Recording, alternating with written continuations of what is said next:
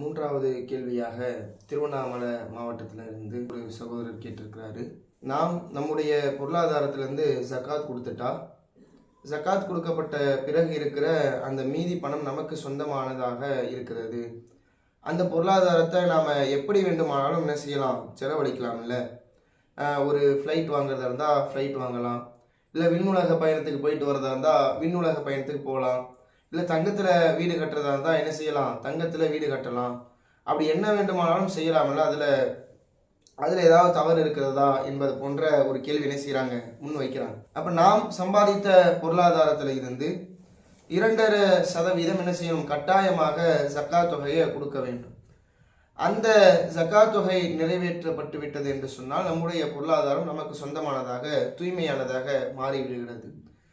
அதை நாம் எப்படி வேண்டுமானாலும் செலவு செய்யலாமா என்று சொன்னால் அதற்கு மார்க்கம் ஒரு சில வரையறைகளை என்ன செய்து நமக்கு சொல்லித்தருது. நமக்கு தூய்மையான, நமக்கு சொந்தமான பொருளாதாரமாக இருந்தாலும் அதை எப்படி செலவு செய்ய வேண்டும் என்பது குறித்து அல்லாஹ்வுடைய தூதர் ஸல்லல்லாஹு அலைஹி வஸல்லம் அவங்க சொல்றாங்க. குழு, நீங்க உண்ணுங்க, வசத்தகு, நீங்கள் தர்மம் செய்யுங்கள், வல்பசு, நீங்கள் ஆடையாக அணிந்து கொள்ளுங்கள், ஃபி கைரி இஸ்ராஃபின் வலா மஹீலத்தின், வீண் விரயம் இல்லாமலும் பெருமை இல்லாமலும் நீங்க சாப்பிடுங்க. நீங்க சம்பாதித்த அந்த பொருளாதாரத்தை சாப்பிடுங்க, அது தவறு கிடையாது. அதை நீங்கள் தர்மமாக செய்யலாம், அதுவும் தவறு இல்லை. அதுபோல நீங்கள் அதை ஆடை வாங்கி அணிந்து கொள்வது தவறு இல்லை என்று அல்லாஹ்வுடைய தூதர் ஸல்லல்லாஹு அலைஹி வஸல்லம் அவங்க சொல்லி காட்டுறாங்க. அப்ப நாம சம்பாதித்த பொருளாதாரத்துல பெருமை இல்லாமலும் வீண் விரயம் இல்லாமல் என்ன செய்யலாம், சாப்பிடலாம், தர்மம் செய்யலாம், அதை ஆடையாக அணிந்து கொள்வதில் எந்த தவறும் இல்லை என்று அல்லாஹ்வுடைய தூதர் ஸல்லல்லாஹு அலைஹி வஸல்லம் என்ன செய்றாங்க, சொல்லி காட்டுறாங்க. அப்ப பொருளாதாரத்தை செலவு செய்கிற நேரத்துல அதுல வீண் விரயம் என்பது என்ன செஞ்சிடக்கூடாது, வந்துடக்கூடாது என்பதை முதல் விஷயமாக நம்ம கவனத்துல கொள்ளணும். நமக்கு அது சொந்தமாகி விட்டாலும் அதில் என்ன செஞ்சிடக்கூடாது, வீண் விரயம் நம்ம என்ன செஞ்சிடக்கூடாது. அது போல பெருமைக்காக வேண்டி அதை என்ன செய்யக்கூடாது, செலவு செய்யக்கூடாது. அப்ப நம்ம தேவைக்காக வேண்டி செலவு செய்வது மார்க்க அடிப்படையில தவறு அல்ல. அப்ப நமக்கென்று தனியாக ஒரு ஃப்ளைட் வாங்கணும், நமக்கு ஒரு தேவை இருக்கிறது, நாம் அந்த அளவுக்கு பொருளாதாரம் வைத்திருக்கிறோம், அந்த அளவுக்கு நாம் வெளிநாடுகளுக்கெல்லாம் செல்ல வேண்டி இருக்கிறது என்கின்ற ஒரு நிலைமையில இருந்தா நம்முடைய தேவையை கருத்தில் கொண்டு நம்ம தேவைக்காக ஒன்றை வாங்குவது என்ன கிடையாது, தப்பு இல்லை. ஆனா பெருமைக்காக நம்முடைய பொருளாதாரத்தை, நம் பெருமையும் பகட்டையும் காட்டுவதற்காக செலவழிக்கலாமா என்றால் அப்படி என்ன செய்யக்கூடாது, செலவழிக்க கூடாது. அது மார்க்கத்தில் தடுக்கப்பட்ட ஒரு விஷயம் என்பதை என்ன செய்யணும், கவனத்துல வைக்கணும்.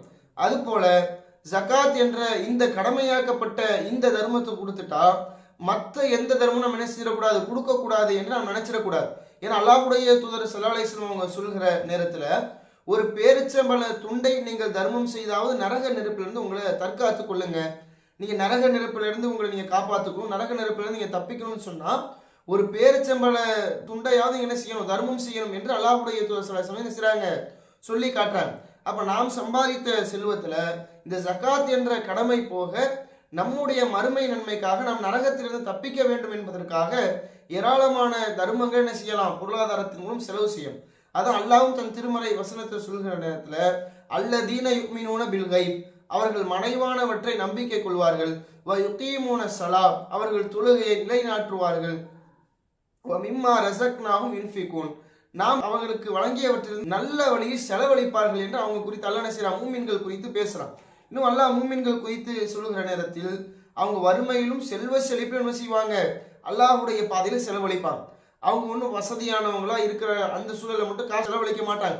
வசதி இல்லாம ஜக்காத்தை தன் மீது கடமையாக்கப்படாத நேரத்தில் செலவழிப்பாங்க. எதை செலவு செய்வாங்க, ஜக்காத்தை கொடுக்கிறதா இல்ல, ஜக்காத்தை அவர்கள் மீது கடமையாக்கப்படாத நிலையில வறுமையில அவங்க வாடுகிற நேரத்திலும் ஒரு மூமின் எப்படி செலவு செய்வான், உபரியான நன்மைக்காக வேண்டி தன்னால் முடிந்த பொருளாதாரத்தை அல்லாஹ்வுடைய பாதையில கொடுக்கிறது.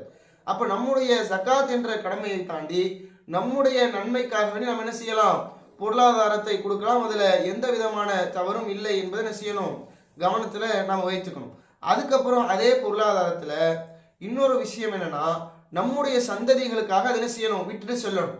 நம்முடைய சந்ததிகள் வாழ்வதற்காக வேண்டி வாழ்வாதாரமாக அவர்கள் யாரிடமும் கையேந்தாத ஒரு நிலையில அந்த செல்வம் எல்லாவற்றையும் செலவழிச்சுட்டு என்ன செஞ்சிடக்கூடாது, போயிடக்கூடாது. ஸஅத் இப்னு அபீ வக்காஸ் ரலியல்லாஹு அன்ஹு என்ன செய்றாங்க, நோய்வாய்ப்பட்டிருக்கிறாங்க.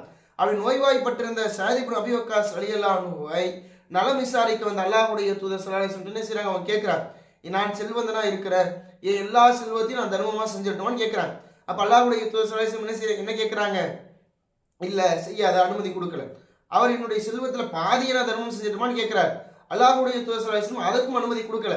அப்ப அல்லாஹ்வுடைய தூதர் இறுதி கட்டமா எவ்வளவு செய்யறதுக்கு அனுமதி கொடுக்குறாங்கன்னா, 1/3 தர்மம் செய்யு, உன்னுடைய பிள்ளைகளை யாரிடம் கையேந்து நிலையில விட்டு செல்லக்கூடாது, அவங்களை தன்னிறைவு பெற்றவர்களாக விட்டு செல்வதுதான் சிறந்தது என்ற ஒரு வழிமுறையும் இந்த மார்க்கம் கத்துத்தருது.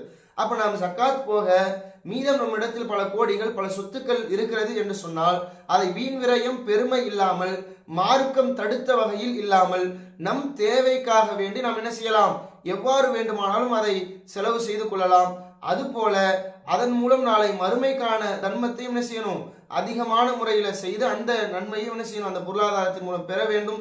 அதுபோல நம்முடைய பிள்ளைகளுக்கும் ஒரு சேகரிப்பை அந்த செல்வத்தின் மூலம் விட்டு செல்ல வேண்டும் என்பதை நம்ம என்ன செய்யணும், கவனத்துல வைக்கணும். அப்ப மார்க்கம் சொன்ன அடிப்படையில அதை செலவு செய்ய வேண்டும். அது இல்லாமல் பெருமையை காட்டுவதற்காக பகட்டை காட்டுவதற்காக செல்வத்தினை செஞ்சிடக்கூடாது, செலவு செஞ்சிடக்கூடாது. இதுதான் இந்த கேள்விக்கான பதில். இஸ்லாம் மற்றும் சமுதாய செய்திகளை அறிந்து கொள்ள தமிழ்நாடு தௌஹீத் ஜமாஅத் யூடியூப் பக்கத்தை உடனடியாக சப்ஸ்கிரைப் செய்து கொள்ளுங்கள். மேலும் பெல் பட்டனையும் கிளிக் செய்து கொள்ளுங்கள்.